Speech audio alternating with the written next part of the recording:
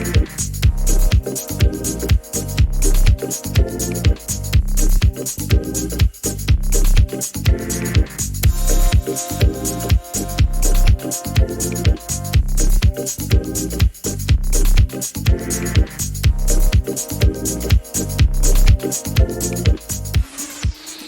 안녕하세요. 저는 윤은조입니다. 여러분과 함께 이번 시간에는 토공사부터 마감 공사까지 어떤 공정을 거치는지 한번 공부해 보도록 하겠습니다. 순서는 건축공사 건설과정, 공사 준비기간, 그 다음에 토공사, 골조공사, 마감공사 순으로 살펴보도록 하겠습니다. 첫째, 건설공사 건설과정은 과정에서 건축공사란 각종 천연 및 인공 건축재를 이용해서 사람이 어떤 사용하는 목적에 알맞게 건축 3대 요소인 구조, 기능, 미를 갖춘 건축물을 생산하는 기술적, 경제적 활동을 하는 과정입니다. 그래서 건축공사 프로세스를 보면 기획 및 계획을 하고 그 다음에 설계, 그 다음에 공사 업체하고 계약, 그 다음에 건설 과정인 시공 단계를 거쳐서 준공이 된 다음에 사용하고 또 사용하다 보면 어떤 유지 관리라는 게 좀 신경이 쓰일 겁니다. 왜냐하면 건물이 뭐 누수될 수 있고 어떤 파손되면 그런 수리하는 유지 관리가 과정이 있을 거고요. 그 다음에 건물이 다 이제 사용 목적을 다 이뤘을 때는 철거 과정이 되겠습니다. 그래서 요거는 건축의 라이프 사이클이 되겠습니다. 이제 세 번째로 공사 관계자의 용어의 정의를 한번 보면 건축주, 건설업자, 하도업자, 감리자 이렇게 구분할 수가 있는데요. 건축주란 말 그대로 건축을 하기 위해서 자금과 어떤 용도에 맞게끔 해달라고 요청하는 사람이 되겠습니다. 물론 이제 단체도 될 수 있고요. 그 다음에 건설업자란 도급자라고도 합니다. 건축주로부터 적정한 보수를 받고 그 공사를 시행하는 업체를 건설업자라고 하고요. 하도급 업자는 그 도급자로부터 부분적으로 어떤 공사에 대해서 도급받아서 공사를 시행하는 사람을 하도업자라고 하고요. 감리자라 하면 이 설계와 같이 공사가 잘 이루어지는지 그거에 대해서 감독하고 또 확인하고 하는 자를 말합니다. 그 다음에 이제 공사를 이제 시행하기 전에 준비 기간이 있습니다. 이제 건축주로부터 건설업자가 도급을 받아서 공사하기 전에 준비해야 될 거는 첫째, 사전 준비가 필요합니다. 사전 준비란 현장 담당자를 결정해야 되겠죠. 현장 담당자라면 현장 소장, 그 다음에 현장에서 근무하는 관계 기술자 등 결정을 하고요. 그 다음에 그 공사 주위에 옆집 또는 다른 대지에 피해를 입히지 않게 하기 위해서 가설 울타리를 설치해야 되고요.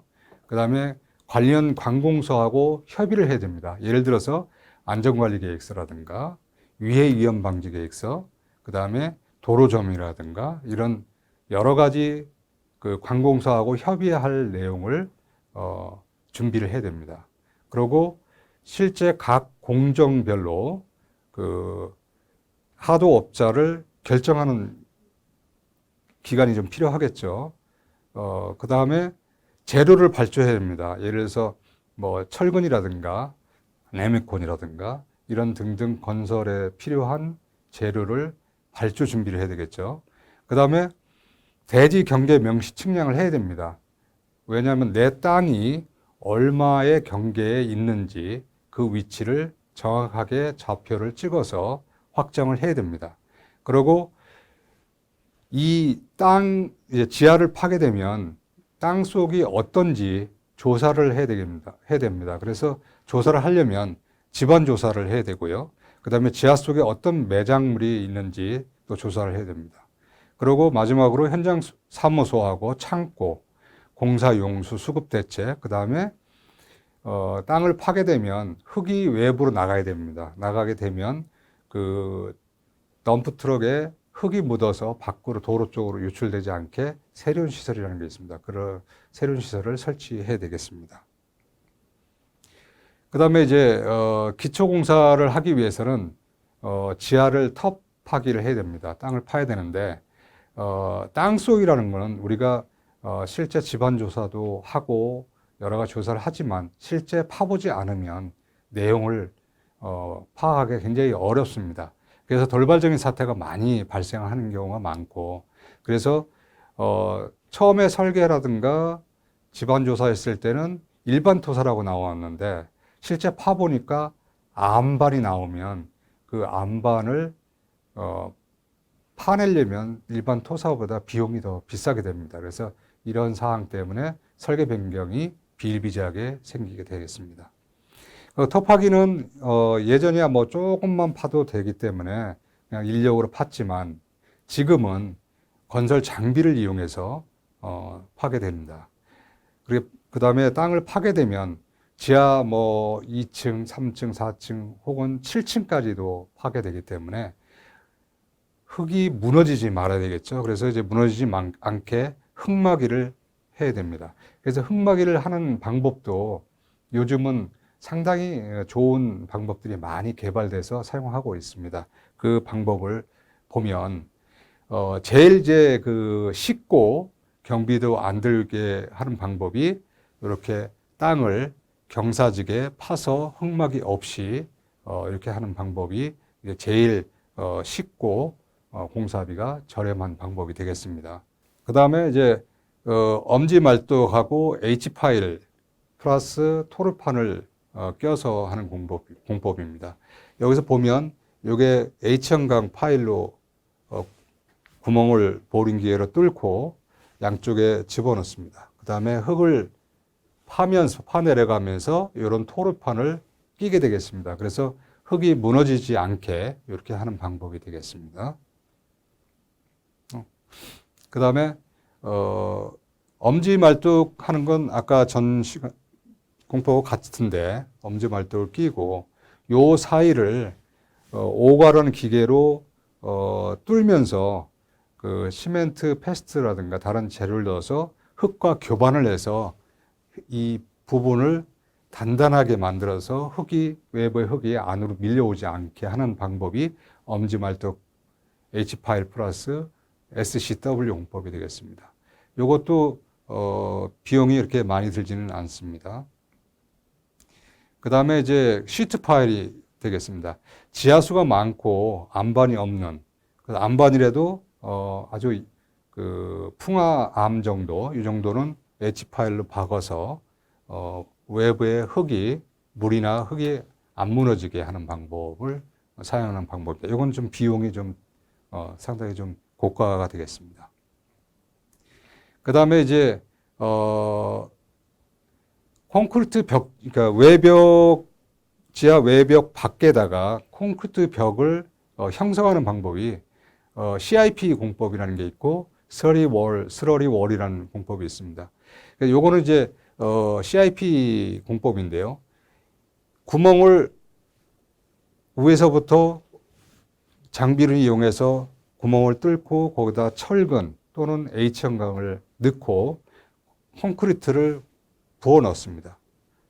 그리고 다음에 또 여기 파서 철근 넣고 콘크리트 넣고 해서 붙여가지고 연속적으로 콘크리트 벽을 만드는 방법이고요. 슬러리월은 동그란 오가로 파는 게 아니고 이런 장비를 이용해서 직사각형으로 위에서 집안에서 밑으로 이렇게 파 내려갑니다. 그 다음에 이런 철근을 조립을 해서 집어넣어서 거기다 콘크리트를 탓을 합니다. 그래서 이제 외벽을 형성하는데 요거는 CIP 공법은 이걸 외벽으로 그대로 사용하지 않고 안에다가 콘크리트 외부 옹벽을 탓을 하지만 이 슬러리 월을 공법은 이 자체로서 외벽으로 그대로 사용하는 공법이 되겠습니다. 그 다음에 흙막이를 하게 되면 이렇게 깊게 파게 되면 이게 외부에서 토압이 발생하기 때문에 안으로 무너지지 않게 하기 위해서 스트러트, 그러니까 흑막의 지지 공법을 합니다. 지지 공법에도 여러 가지 방법이 있는데요. 대표적인 걸 보면 이렇게 H 형광을 이용해서 서로 밀리지 않게 이렇게 2m 또는 2.5m 간격으로 해서 버텨주게끔 이렇게 하는 거를 스트러트 공법이라 하고요. 어스안카 공법은 H 파일하고 토류판이 들어가고 중간에 띠장을 설치해서 여기서 반대편 쪽으로 30도 정도 이렇게 구멍을 파서 강선을 집어넣어 가지고 무너지지 않게 하는 방법을 어스안카 공법이라고 하고 있습니다. 그 다음에 이제 땅을 다 팠다. 그러면 이제 과연 이 건물을 안치기 위해서는 집안이 가라앉지 않고 건물이 뭐 10층이든 5층이든 3층이든 침하되지 않고 버텨줄 수 있는지 여부를 확인을 해야 됩니다. 그래서 요거 같은 경우는 평판지하 시험인데 이 자체에다가 기초를 안 치기 때문에 평판지하 시험을 해서 설계 허용 응력이 나오는지 테스트하는 방법이 이제 평판지하 시험이 되겠습니다. 그 다음에 요거는 흙에다 직접 기초를 하지 못하고 흙이 내력이 안 나와서 파일을 박고 콘크리트 파일 또는 H형광 파일을 박아서 그 위에 콘크리트 지지할 때는 과연 이 H 파일이나 강관이나 콘크리트 파일이 지지력을 충분히 발휘할 수 있는지 없는지 테스트를 합니다. 그래서 동제화 시험 또는 정제화 시험이라는 걸 하는데 그래서 시험을 해서 설계 내력이 충분히 나오는지 확인하는 과정이 되겠습니다. 자, 그러면 이제 우리가 그 골조 공사에 들어가 보면 골조 공사는 철근 콘크리트 구조가 있고 철골 구조, 조적 구조, 목 구조 이렇게 뼈대를 형성하는 구조를 말합니다. 그래서 일반적으로 우리 현대에서는 많이 사용하는 그 방법은 철근 콘크리트 공사비고요. 그 다음에 공사비, 건축공사 전체에 비해서 상당히 비중이 높고 그 다음에 뼈대를 사용하기 때문에 매우 중요한 공정이 되겠습니다. 그리고 이제 콘크리트 공정은 동절기에는 동해를 받을 수가 있습니다. 그래서 부득이한 경우에는 동절기에는 콘크리트 타설을 피하는 게 좋은데 공사 기간이라든가 여러 가지 이유로 해야 될 경우에는 반드시 단열 보온을 하고 그래서 콘크리트가 얼지 않게 해서 강도 저하가 생기지 않아야 됩니다. 그래서 그렇게 신경을 써서 공사를 해야 됩니다. 그 다음에 이제 콘크리트 공사 기간에 영향을 미치는 요인으로서 건물이 클수록 공사 기간이 많이 들겠죠. 그 다음에 콘크리트 타설을 하려면 그 콘크리트를 필요한 형상을 이루게 하는 거푸집입니다. 거푸집을 얼만큼 존치를 하고 철거하느냐, 그 다음에 몇 해를 사용하느냐, 그 다음에 동절기에 온도가 어떻게 되느냐, 뭐 상당히 그 추운 겨울이 지속된다고 하면 시간이 많이 걸리겠죠. 그 다음에 비가 온다든가 바람이 많이 분다든가 눈이 온다든가 이런 거에 따라서 영향을 많이 미치게 되겠습니다. 그래서 통상적으로 한 계층 골조하는데 규모에 따라 많이 다르지만 큰 규모 아니고는 한 8일에서 한 20일 정도를 보면 일반적이라고 할 수 있겠습니다. 자, 그럼 철근을 한번 살펴볼게요. 철근 콘크리트는 중요한 두 가지가 들어가죠. 철근하고 콘크리트라는 게 들어갑니다. 두 개가 서로 이렇게 엇물려서 서로 상호 보완을 합니다. 철근은 인장력이 강하기 때문에 그걸 당기는 힘에 대해서 힘을 받고 콘크리트는 누르는 힘, 압축 강도가 강하기 때문에 서로 보완을 해서 이루는 구조입니다. 그래서 철근은 이형 철근이라고 하는 걸 많이 사용하고요. 강도는 옛날에는 240 MPa 또는 30 MPa를 많이 사용했는데 요즘은 강도가 상당히 강해져서 400 MPa나 500 MPa 철근을 많이 사용하고 있습니다. 철근 배근은 이제 우리가 기초부터 슬라브까지 어떤 그 부위에 따라서 용어가 있습니다. 그래서 기둥철근 같은 경우는 수직으로 쭉 올라가는 이런 철근을 주근이라고 합니다. 제일 힘을 많이 받는 철근이라고 해서 주근이라고 하고요. 대근은 철근을 전단력, 옆으로 오는 힘을 견뎌주고 철근의 형태를 유지시켜주는 이런 수평 철근이 되겠고요. 보 같은 경우도 수평으로 가는 이런 철근이 주근이 되고요. 이것도 마찬가지로 주근을 엮어주는 철근을 띠철근이라고 합니다. 그러니까 옹벽철근은 위로 올라가는 거는 주근, 옆으로 가는 건 부근, 일반적으로 이렇게 되어 있습니다. 그 다음에 스라브 철근은 이 보와 보 사이가 여기는 요 사이는 좀 짧겠죠. 요거는 길고, 요 짧은 방향으로 가는 철근을 주근이라고 하고요. 주로 힘을 받는다 해서 주근이 되겠습니다. 요거는 부근이 되겠습니다. 긴 방향으로 가는 철근을. 요렇게 우리가 용어를 정의하면 되겠습니다. 그 다음에 이제 철근은 콘크리트 속에 들어가 있는데, 철근은 철제로 이루어져 있기 때문에 외기하고 만나면 산화가 됩니다. 그래서 산화가 되면 철근 강도가 저하되기 때문에 그 철근 배근을 하고 기둥이 있으면 주근이 가고 배근이 이렇게 주위를 감싸고 있으면 콘크리트 표피에서 요 사이를 피복 두께라고 합니다. 그래서 요거는 그 어떤 위치에 따라서 기준이 있습니다. 기준을 몇 센치를 할 거냐. 그래서 기초는 현재 70mm, 73년도까지는 60mm였습니다. 근데 요즘 최근에 이제 바뀐 기준이 이제 요게 되겠습니다. 그 다음에 기둥은 50mm, 5cm가 되겠죠. 그 다음에 보도 5cm. 그 다음에 내력벽이라는 것은 힘을 받는 옹벽을 얘기합니다. 이거는 50cm, 50mm. 그 다음에 스랍은 40mm.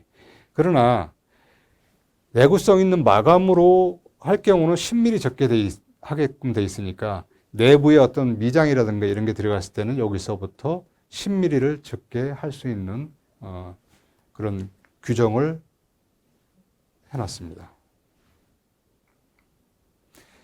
철근은 이제 그 배근을 하게 되는데 철근은 필요한 길이만큼 다 나오는 게 아니고 제철 공장에서 어느 정도 길이까지 생산이 됩니다. 그래서 6m, 8m, 10m를 많이 사용합니다. 물론 그 이상 12m도 있고 14m도 있지만 일반적으로 우리가 사용하는 길이는 요즘 보통 많이 6m, 8m, 10m짜리를 많이 사용하고 있습니다. 그래서 철근이 에서 보 길이가 20m인데 철근을 10m면 안 되겠죠. 그래서 그거를 연결을 해야 되는데 연결하게 되면 겹침이음 또는 다른 이렇게 철근이 와서 이렇게 겹쳐서 결속선을 묶어서 겹침이음 하는 게 있고 요거는 불을 가해서 압력을 가해서 용접하는 경우죠. 이 가스 압접이라는 걸로 연결을 하고 또 커플러라고 해서 이런 커플러 장비를 이용해서 연결하는 방법. 이렇게 철근을 길이를 연장할 수 있는 방법은 보통 일반적으로 세 가지를 많이 사용합니다. 그 중에서 겹침 이음이 제일 많이 사용하고 있습니다.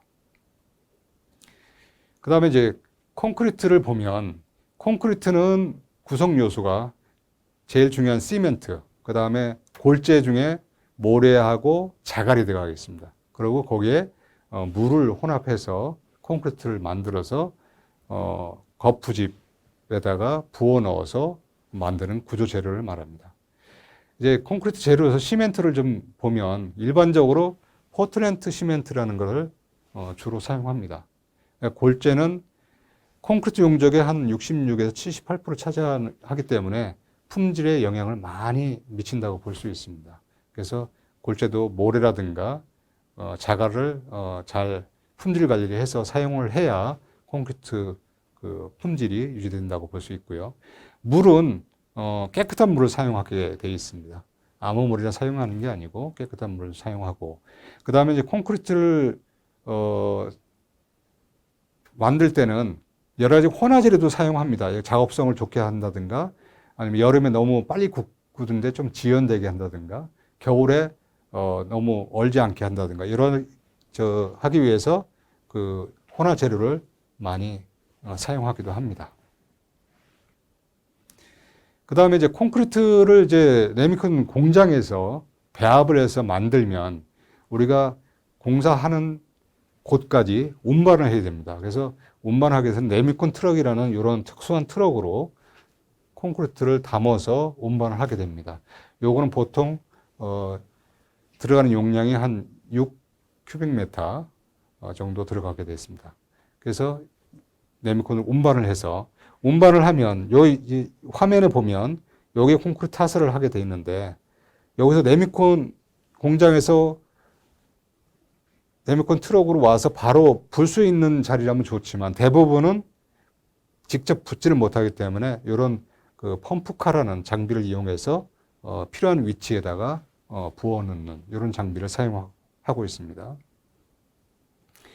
그 다음에 이제 콘크리트 타설을 할 때는 콘크리트가 물, 시멘트, 모래, 자갈로 이루어졌기 때문에 그 서로 비중이 다르기 때문에 그냥 위에서 떨어뜨리게 되면 무거운 건 밑으로 먼저 떨어질 거고 가벼운 거는 위로 올라가기 때문에 이런 걸 재료 분리라고 합니다. 재료 분리가 일어나면 필요한 강도가 안 나오기 때문에 높은 곳에서 떨어뜨리지 않고 그 다음에 펌프카로 해서 운반을 해서 붓더라도 콘크리트가 잘 이렇게 다져질 수 있게끔 그 진동기, 바이브레터를 이용해서 이렇게 잘 다져주는 그렇게 해서 골고루 충진되게끔 그렇게 타설을 해야 됩니다. 그 다음에 이제 콘크리트가 이제 현장에 도착했을 때 타설하기 전에 우리가 시험을 두 가지를 합니다. 첫째는 압축 강도를 해봐야 되겠죠. 실제로 설계했는데 30MPa라든가 24MPa를 요구를 해서 가져왔는데 이게 맞는지 틀린지 사후에 확인을 합니다. 그래서 이제 압축 강도 시험이라는 거는 현장에 레미콘으로 오면 그저 타설하기 전에 받아서 공시체라는 데다가 만들어서 28일 동안 수중 양생을 합니다. 그래서 기계로 압축을 실제 줘봐서 필요한 강도가 나오는지 시험을 하게 됩니다. 그리고 현장에서는 바로 중요한 또 염분이 소금기가 많이 있는지, 그 다음에 적정한 온도인지, 그 다음에 슬럼프라는 것은 너무 묽거나 되지 않게 적정한 그 물기를 확인하는 슬럼프 테스트를 해서 확인을 합니다. 그래서 다 이게 이상이 없다 했을 때 우리 건물에다가 타설을 하게 됩니다. 그 다음에 이제 콘크리트 타설을 하게 되면 양생을 해야 됩니다. 콘크리트가 잘 굳어서 필요한 강도가 나오게끔 양생이라는 걸 하는데 콘크리트 타설을 하고 나서 하루 정도는 어떤 중량물 적치나 어떤 진동이 가하지 않게끔 잘 보존을 해야 되고요. 그 다음에 타설 후에 5일간은 물을 뿌려줍니다. 왜냐하면 콘크리트를 타설하게 되면 콘크리트에 수분이 많이 증발이 되기 때문에 이거를 너무 급격하게 증발하게 되면 콘크리트 균열이 많이 가게 되어 있습니다. 그래서 수분 상태를 유지하기 위해서 물을 충분히 보충을 해주고 그 다음에 콘크리트 타설한 이후에 평균 기온이 4도씨 이상이 될 수 있을 때 콘크리트 타설을 해야 됩니다. 너무 그 낮은 기온이거나 그러면 콘크리트 자체에 동해를 입기 때문에 그러면 필요한 강도가 안 나오게 되겠습니다. 그래서 이제 동해를 받지 않게 상당히 여기서 보면 겨울에 공사하는 사진인데 그 보온을 완전히 뒤집어 천막 같은 걸 씌우고 밑에서 열풍기라든가 어떤 온도를 올릴 수 있는 열을 가해서 콘크리트 강도가 나오게끔 이렇게 하고 겨울에 타설을 하게 되겠습니다. 그 다음에 이제 거푸집이 되겠습니다. 콘크리트를 타설하기 전에 그 형태를 이루기 위한 가설 재료로서 보통 합판이라든가 목재를 많이 사용하고 그 다음에 목재 거푸집을 많이 사용하는데 거기 목재 합판도 되겠죠. 그 다음에 유로폼이라고 해가지고 그 철제 외곽을 만들어서 안에다가 합판을 규격화해가지고 조립하는 그런 게 유로 거푸집이고 철제 거푸집은 보통 이렇게 철제로 만들어서 큰 거푸집이라든가 이형, 뭐 원형이라든가 이런 게 미리 제작을 해서 사용하는 거고요. 알루미늄 거푸집은 요즘 보통 이제 아파트먼트, 그러니까 공동주택에서 여러 번 똑같은 규격으로 갔을 때, 그럴 때 많이 사용하기 때문에 알루미늄 거푸집, 알폼이라고 하죠. 그 다음에 여러 가지 다른 기타 거푸집 등등이 있습니다. 그 다음에 이제 그 거푸집을 설치하기 위해서는 밑에서 어떤 기둥이라든가 이런 거를 받쳐줘야 보라든가 이런 게 형성이 되겠죠. 슬라브 같은 게. 그래서 그걸 동발이라고 하는데, 동발이는 철제로 된 파이프로 된 강관 동발이가 있고요. 그 다음에 이것도 같이 철제인데 일반 철제 강관보다는 두께가 두껍고 어떤 규격화해서 강도를 더 강하게 만든 시스템 동발을 많이 사용하게 되겠습니다. 이런 거는 이제 위에 구조물의 하중이 콘크리트 타설을 할 때 많은 부분에 또는 층고가 많이 높다든가 이럴 때 사용하는 동발이가 시스템 동발이 되겠습니다. 그 다음에 이제 그 골조공사에서 거푸집 공사는 보통 동발이를 해체하게 돼 있죠. 아까 거푸집을 지탱하는 강관이라든가 시스템 동발을 설치하고 그거를 이제 철거를 해야 되겠죠. 그래서 콘크리트 타설을 위해 보통 일주일 이상 존치를 해야 콘크리트가 어느 정도 양생이 되고 지지가 되겠습니다. 그 다음에 또 한 가지 방법은 콘크리트 강도가 이게 5MPa 정도 이상이거나 그 다음에 20도 이상을 쭉 유지했을 때 슬라브나 보미트는 7일 이후에 기둥 옹벽 보호 옆면은 4일 이상 존치 후에 해체해도 되는 걸로 이렇게 되어 있습니다. 그래서 여기서 보면 콘크리트 타설을 하고 양생을 하고 목매김하고 어떤 거푸집 양중 뭐 설치하고 그 다음에 보호 슬라브 조립하고 그 다음에 보호 슬라브 배건을 하고 설비 전기 배관을 하고 그 다음에 이게 제대로 돼 있는지를 검사를 하고 그 다음에 콘크리트 타설을 합니다. 이 한 층의 사이클이 이러한 사이클이 돼서 아까 전에 얘기했던 8일에서 20일 정도 일반적인 건물에서는 소요가 된다고 볼 수 있습니다. 다섯 번째로 마감 공사에 대해서 한번 살펴보겠습니다. 첫째로 이제 방수 공사입니다. 방수 공사란 어떤 외부라든가 내부에서 물이 다른 쪽으로 유출되는 걸 방지하는 데 그 목적이 있고요. 이에 따라서 사용 조건에 따라서 여러 가지 방수 공법을 선택해야 됩니다. 그래서 이제 방수의 특성을 보면 첫째 수밀성이겠죠. 말 그대로 어떤 물이 밖으로 침투되지 않는 수밀성을 갖춰야 되겠고요. 내기계성, 어떤 바탕이 되는 골조라든가 뭐 조적이라든가 이런 부분에서 충격이라든가 이런 거에 대해서 좀 어느 정도는 유지시켜 줄 수 있는 그런 내기계성이 있어야 되겠고요. 내화학성, 방수가 어떤 화학약품을 다루는 어떤 공장이라든가 어떤 연구실이라든가 있을 때 화학성이 강한 그러한 재료를 사용할 수 있어야 됩니다. 그래서 여러 가지 방수 재료를 한번 보면 일단 액체 방수라고 있습니다. 이거는 이제 방수액을 바르고 그 위에 또 시멘트 페스트하고 방수액을 섞어서 바르고 하는 일반적으로 소형 건물에 많이 쓰는 그런 방수 공법이 되겠습니다. 그러니까 침투성 방수는 말 그대로 콘크리트 표면에 방수액을 침투시켜서 콘크리트 자체의 그 공국을 방수액으로 메꿔주는, 그래서 외부에서 물이 침투하는 걸 방지하는 그런 침투성 방수 공법이 있고요. 아스팔트 방수가 있겠습니다. 요건 옛날에 그 아스팔트 뭐 8층 방수 뭐 이런 걸 많이 썼는데 요즘은 많이 개량화돼서 보통 사용하지는 않고 요즘은요. 그 아스팔트 펠트에서 서로 접착을 해서 이어서 하는 그런 공법을 많이 사용합니다. 그래서 이제 그 공법이 이제 시트 방수가 되겠는데요. 아까 얘기했던 아스팔트 8층 방수 단점, 작업성이 되겠죠. 보완해서 나온 방수공법이 되겠습니다.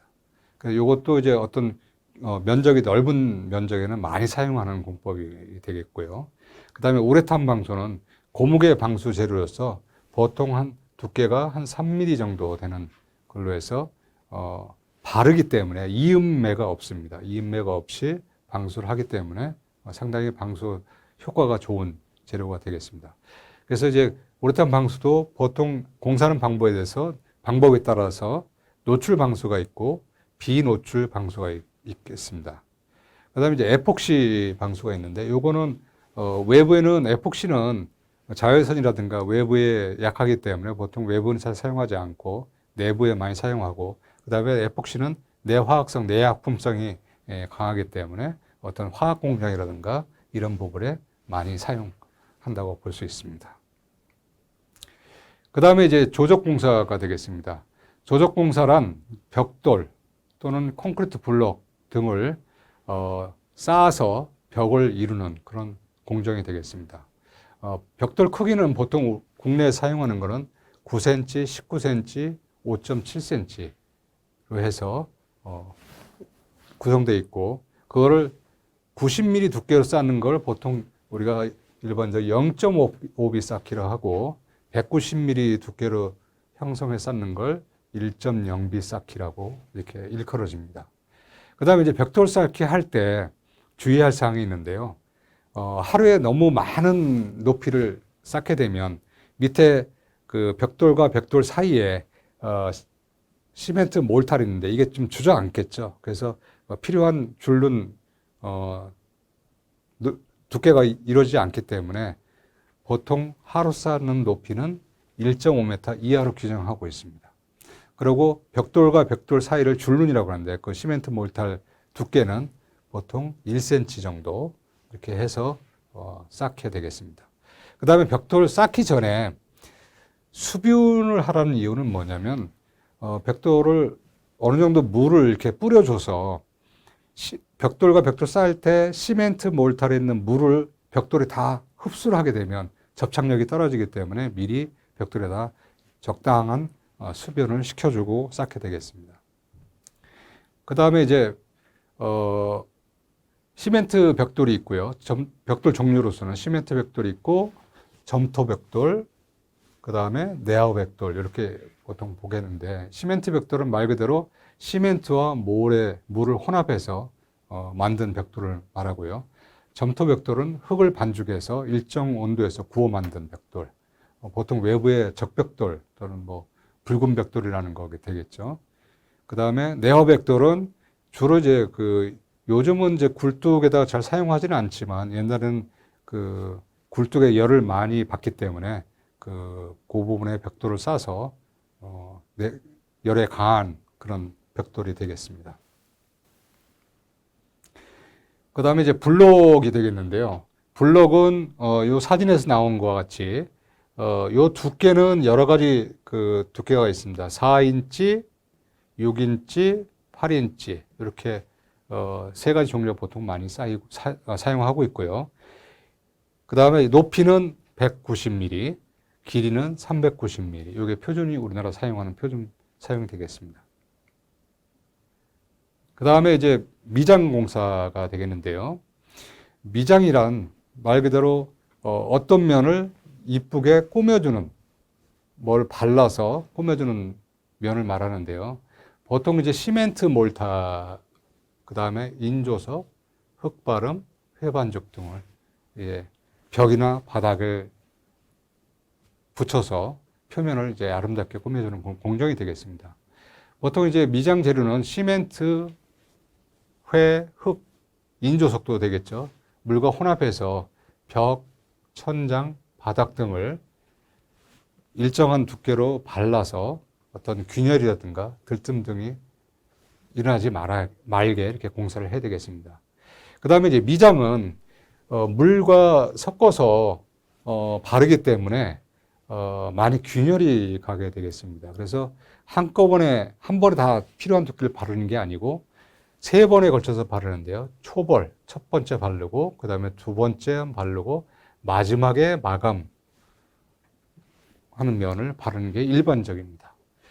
그리고 이제 시멘트 몰타를 바른 두께를 일반적으로 보게 되면 벽은 18mm, 천정은 15mm, 바닥은 30mm 바르는 게 일반적입니다. 그 다음에 미장 바름의 유의사항으로서는 당연히 양질의 재료를 사용해야 되겠고요. 그 다음에 적절한 배합, 물과 기타 시멘트라든가 그런 재료를 적정히 배합해서 사용하고요. 그 다음에 충분하게 배합된 재료를 사용해야 되고, 그 다음에 배합을 한 이후에 일정 시간 한참 지난 다음에 사용하게 되면 그 내구성이 떨어지기 때문에 오래된 재료는 반죽하고 오래 시간 지난 다음에는 사용하면 안 되겠습니다. 그 다음에 이제 미장 바름 전에 바탕면에 조적하고 마찬가지로 적당한 물을 축여줍니다. 벽면에 벽돌벽이 되든 콘크리트 블록벽이 되든 아니면 콘크리트 월이 되든 그 자체가 물을 흡수하기 때문에 바탕면에 적당한 물을 축여줘서 미장 재료에 있는 수분을 한꺼번에 흡수하지 않게 그렇게 물축임을 해주고요. 그 다음에 바탕면은 거칠게 해야 잘 부착이 되겠죠. 그 다음에 아까 얘기했듯이 바름 두께는 3번에 걸쳐서 바르기 때문에 한 번 바를 때 두께 7mm 이상은 가능한 바르지 않는 게 좋겠습니다. 그 다음에 미장을 한 다음에 직사광선이라든가 어떤 바람 등에 의해서 급격히 건조하는 것을 피해야 되겠죠. 급격히 건조가 되면 균열이 생기게 되겠습니다. 그 다음에 당연히 물을 사용하는 거기 때문에 동해를 입지 않게 해야 되고 적정한 보온 양생을 해야 되겠습니다. 그 다음에 이제 타일 공사가 되겠습니다. 타일은 도기질과 자기질로 이제 보통 나눠지는데요. 자기질은 강도가 좀 더 강하고 그다음에 물 흡수율이 적습니다. 도기질은 자기질에 비해서 대신 가벼운 대신에 흡수율이 좀 자기질보다 높기 때문에 자기질은 보통 일반적으로 바닥에 많이 사용하고 물을 많이 사용하는 부분에 쓰고 도기질은 벽 부분에 많이 사용하게 되겠습니다. 타일의 종류를 살펴보면 모자이크 타일이 있습니다. 모자이크 타일은 말 그대로 모자이크 하듯이 규격이 작은 걸로 어떤 모양을, 형태를 만들 수 있는 그런 타일이 되겠고요. 보통 타일은 규격이 100mm 곱하기 100mm 또는 150, 200, 300mm 정도 되는 규격을 일반적으로 많이 사용하고요. 또 경우에 따라서는 대형 타일을 사용하기도 합니다.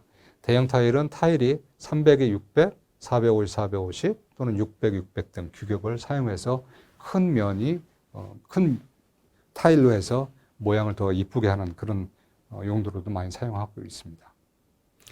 그래서 타일 공사할 때 상당히 또 신경 써야 되고 공사를 잘 하기 위해서 품질 관리해야 됩니다. 그래서 이제 타일 공사할 때는 타일에다가 시멘트 몰탈로 붙이는 방법이 있고요. 그 다음에 화학제품 본드로 붙이는 방법이 있습니다. 그래서 타일의 뒤체험이라는 것은 요 하나 타일의 요 뒤에 들어가는 시멘트 몰이라든가 본드라든가 이런 뒤체험을 충분히 해줘야 강도를 발휘할 수 있겠죠. 그 다음에 이제 대형 타일일수록 이 면이 이쪽 요 면이 평평한지 그걸 확인해서 잘 사용해야 되겠습니다. 이제 모자이크 타일은 이렇게 하나씩 조그만 타일로 이루어져 가지고 어느 정도 규격으로 이렇게 뒤에 그 망사로 해서 붙여서 나옵니다. 그러면 붙이게 되는 이런 타일을 되겠습니다. 요거는 이제 본드 타일이 되겠고요. 요것도 이제 본드로 붙이는 거고, 요런 거 같은 경우는 보통 시멘트 몰탈로 많이 붙이지만 물론 본드로도 많이 붙이게 되겠습니다. 그 다음에 이제 석공사가 되겠는데요.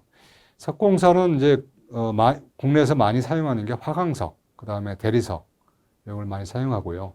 대리석은 외기에 좀 약하기 때문에 보통 내부에 많이 사용하고요. 외부에는 보통 화강석 또는 내부도 많이 사용합니다. 화강석은 우리나라 이제 포천지방에서 나오는 포천석, 마천에서 나오는 마천석, 고흥에서 나오는 고흥석 등이 많이 사용하고요. 요즘은 국내 석재보다 중국에서 상당히 저렴하게 많이 들어오기 때문에 국내 중국석을 많이 사용하고 있습니다. 대리석은 주로 이제 이태리에서 이제 양질의 대리석이 많이 생산이 돼서 이태리 대리석을 많이 쓰고, 물론 이제 이태리뿐만 아니라 다른 데서도 많이 수입해서 사용하고 있습니다. 그 다음에 또 사용하는 게 이제 사암이라고 있는데, 이런 공국이, 여기서는 잘 안 보이겠지만, 이런 화강석이나 대리석보다는 공국이 많고, 형태가 좀 다르기 때문에 어떤 모양상으로, 어떤 이쁘게 하기 위해서 사용하는 이제 사암, 샌드스톤이 되겠습니다.